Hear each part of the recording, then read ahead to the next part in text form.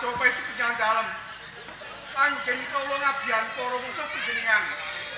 Kalis ing sambutala boten katalumpen. Sungkem menawa bekti kula cukup kunjuk. Sih, kula tampu.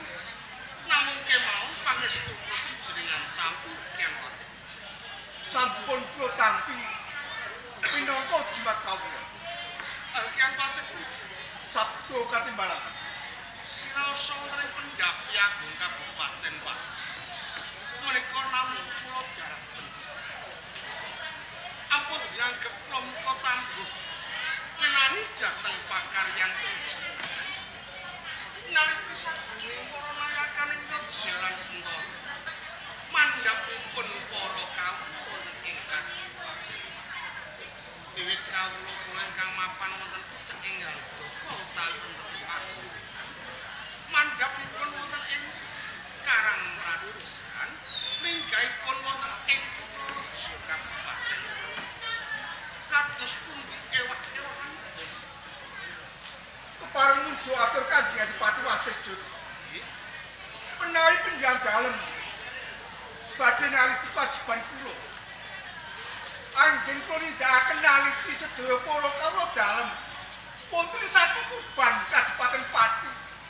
Awit saking pucuk pagunungan pandhap wonten Karang Pradusunan. Minggah malih wonten Kutha Goro Kabupaten Pati. Natanipun sedaya kala pikantuk berkah panjenengan. Sedaya para kawula dalem sami alok wedal sakmenika sampun sami tata.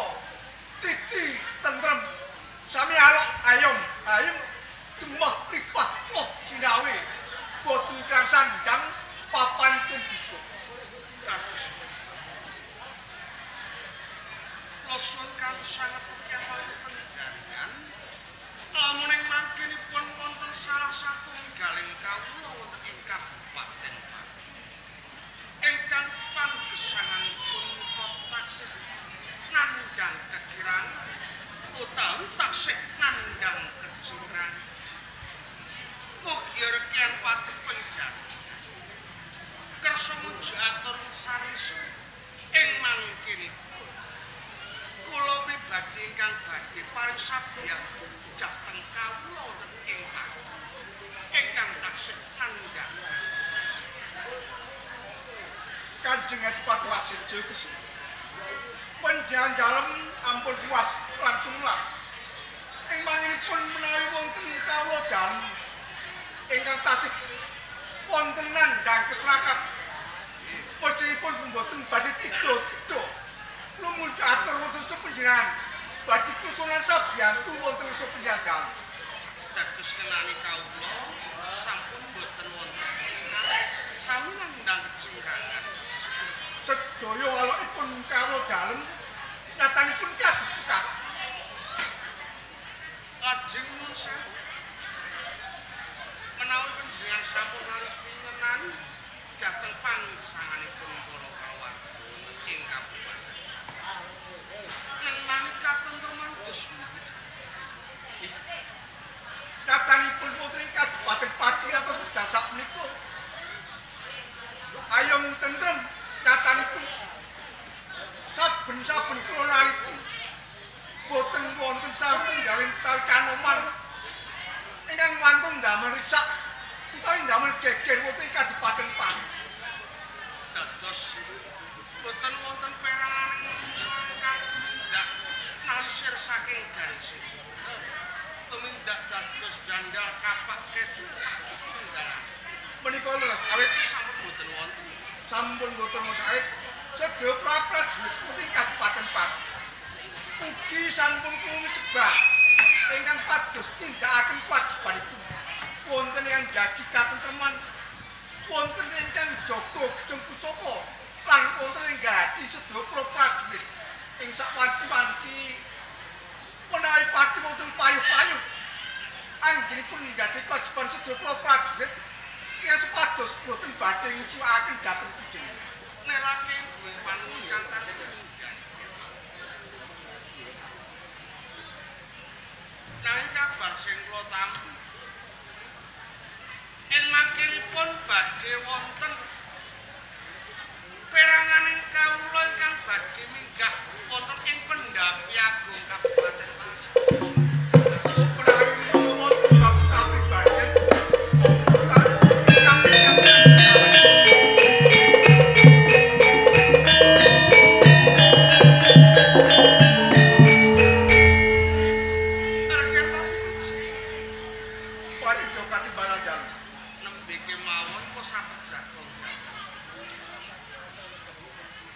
kadadak wonten salah satunggaling kawula menawi mboten titik sedang pangagungipun menika tiyang saking Karangwates.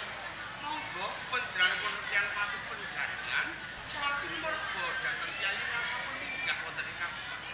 Menawi kersa panjenengan kados keparipun badhe pitrang dhateng kawula. Nuwun sewu. Inggih, Ndoro. Sampeyan iki sinten kok wantun miyak wonten ing pendopo Kabupaten Pati. Kon wonten kaperluan menapa panjenengan tindak anggenipun rumangsa kados kesesosan. Inggih, Ndoro. Menawi panjenengan menika kersa amastani kula menika Ki Gedhe saking Desa Jambean. Oh, Ki Gedhe saka ing Jambean. Nggih. Siramu wani munggah ana ing pendopo Kabupaten Pati. Ana kawigaten apa? Oh nggih. Ngantos kula mlebet wonten ing pendopo Kabupaten Pati. Mong kula kepengin kepanggih kalih Kanjeng Hadipati wonten ing Pati. Oh, arep dadi atur ana ngersani Kanjeng Hadipati Wasis Jayakusuma ngono. Nggih, boten lepat menika. Yen ngono ranti sawetara bal aturake marang penjalin Kanjeng Hadipati. Oh, mekaten nggih. Kanjeng Hadipati Tiyang patu penjen. menika kawula dalem saking dusun Jambean. Menawi wonten kepareng dalem piyambakipun badhe diatur piyambak wonten supaya dalem. Sip. Sawetawis tiyang patu penjaringan patu minggah. Estu arep dalem. Gedhe Jambean. Nggih. Kanjeng sing tak krungu saka aturmu. Ning ngersane tiyang patu penjaringan. Kang sira ku penggedhe saka Jambean. Leres. Weru penggedhe saka Brangkul. Leres. Ora desaku tambuh nyatane munggah ngono Kabupaten Pati. Ing ujugku pengin pinanggih ana bakalan Hadipati Wasis tenane ana kawigaten. Oh nggih. Ajeng kapareng matur lepat nyuwun gunging samudra ing pangaksami menawi atur kula. Gedhe pangapura turap kowe lamun ora nyono rasoan. Maringi kekabaran dumateng Gusti Kanjeng Adipati Wasis Jayakusuma bilih wonten ing desa kula nika nembe geger. Desamu Jambean lagi Nggih, apa ana peranganing para brandal kapak lan keju sing gawe kapiturane keluarga. sanes menika Kanjeng Adipati. Mung sedaya para tani wonten ing Jambean sak purute wonten ing Pakubahan. Sak menika tani-tani nika garap sawah sawahipun sami asat padha mlethek. Yen ora kleru wiwit saka pucuke Gunung Pati Ayam nek ana sumber kang sumber mau miline wiwit saka Jambean munggae nang subur nek akeh banyu. Lah nggih, biasane nggih mboten kirang toya jalaran lepen dumugi wonten ing pucuke Gunung Mulya niku santer sanget neng sakniki mandhet mboten wonten toya niku. Sing mandeg diarani mandeg sing tok karepe apa? Nah, lepen niku sampun asat. Sareng kula turut kalian rakyat kula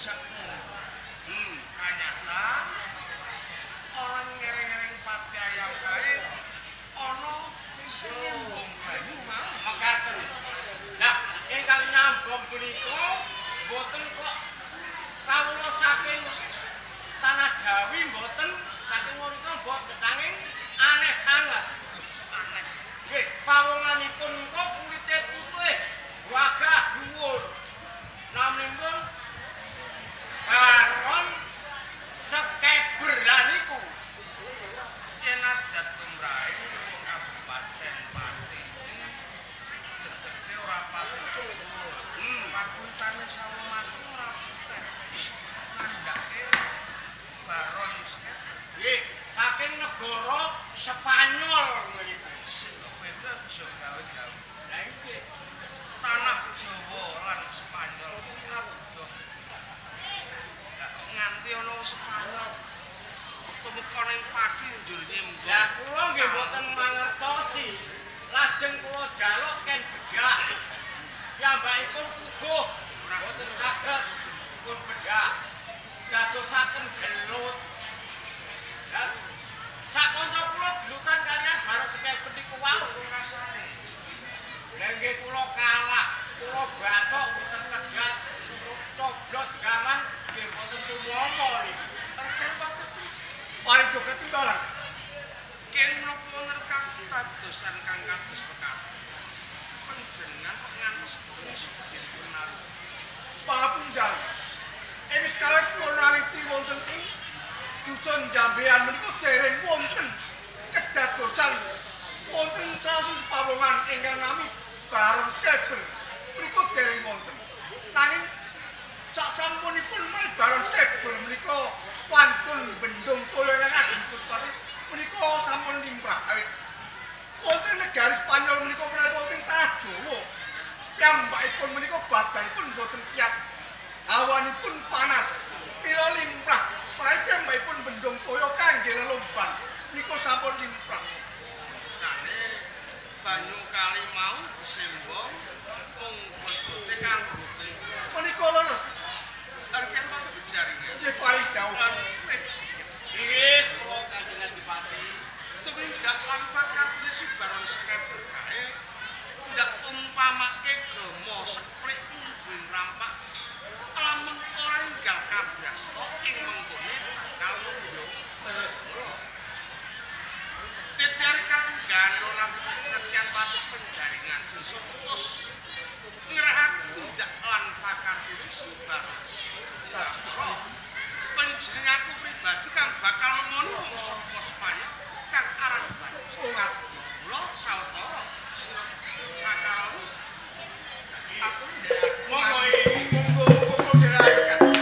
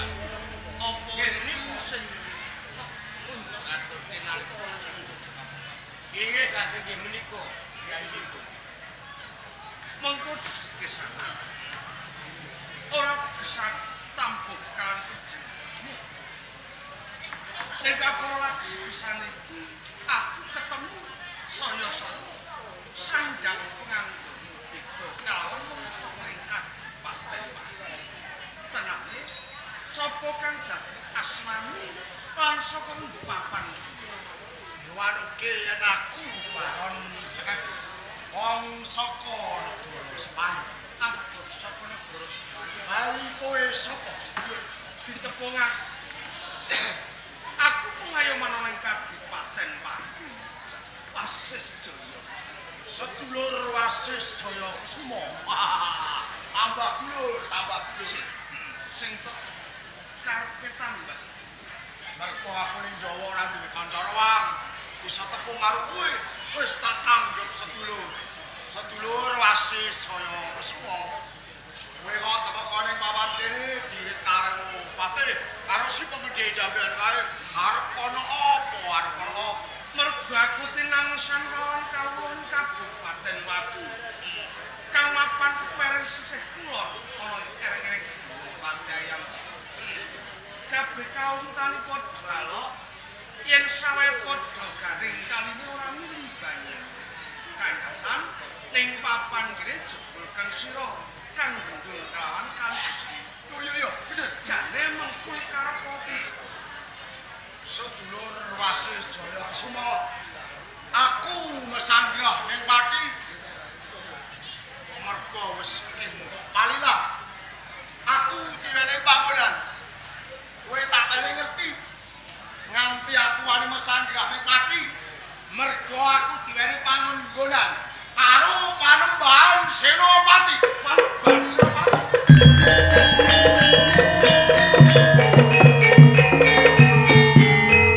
Jadi aku ning kene nganggo aturan. Ora karepku dhewe. Panembahan Senopati menehi panggonan karo aku kondor nganggo aturan. Ya aku ngerti. Pati sing kabeh ana ing utara. Nah, bener. Nanging ora hake Panembahan Senopati yen dunungke pawongan ana sawiji. Wah, kan kudu njaluk rilah kang kuasane. Yen perkara kuwi aku ora ngerti. Mergo aku wis diwenehi palilah mondok ning Pati. Saiki aku tak kandha karo kowe. Iya. Mergo ning Spanyol ki hawane anyep. Beda ning tanah Jawa. Hawane panas ora umum. Ali tak pendung, tak watus, tak kulumban. Ya, kowe kena cumundhek ana ing Kabupaten Pati. Ning ana saratan-sarana. Apa kuwi? Kali kang tok bendung mau kudu mbok bedah dimen banyune muli. Kudu tak bedah. Ora iso. Ning arep aku wis kandha. Aku wis kulino. Urip kanthi cara sing anyep. Ning Jawa panasnya tak bedah. Aku ora iso adus, ora iso lomban. Aku iso mati, aku iso mati. Kowe dak pipeh kanthi saranane kang sorak. Yen pancen wis mbacutke tumindak lan pakane. Ning kene iki batu do paripes.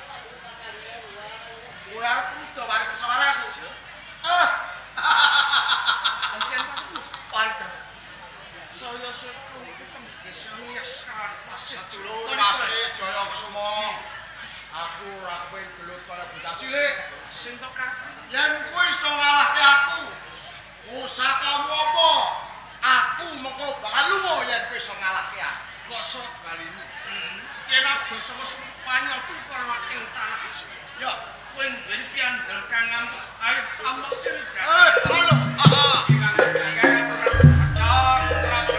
Sama Spanyol. Sing apa? Tapi nyawang. Ya. Boy. Pancen wong Jawa ora kena digawe gampang. Yen sing kurang temen apane sumuri.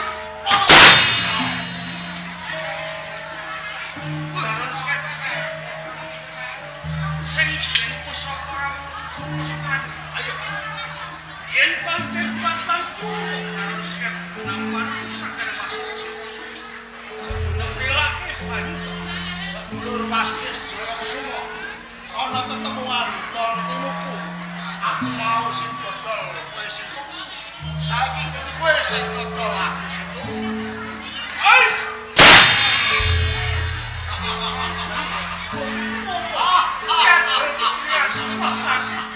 Boten ku ngomong batang bangke. Ambalane.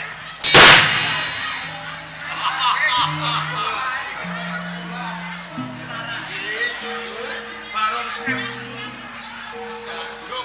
Yen ku ngadol tinuku ngenani si Jaya kali Jaya utawa kas. Ndak kira ora bakal terus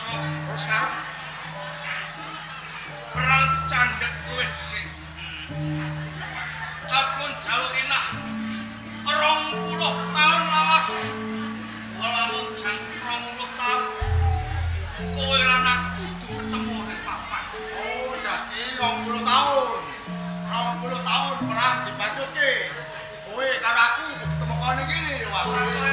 Yen aku wis teko, kowe kok ora teko. Sing kowe kalah karo aku. Kosok bali. Yen aku wis teko nang papan kene kowe ora teko. Terus singkir aku wong Spanyol ora bakal siklar janji. 20 tahun kudu teko ning papan iki. Kabeh mau aku minangka Pak Seni. tau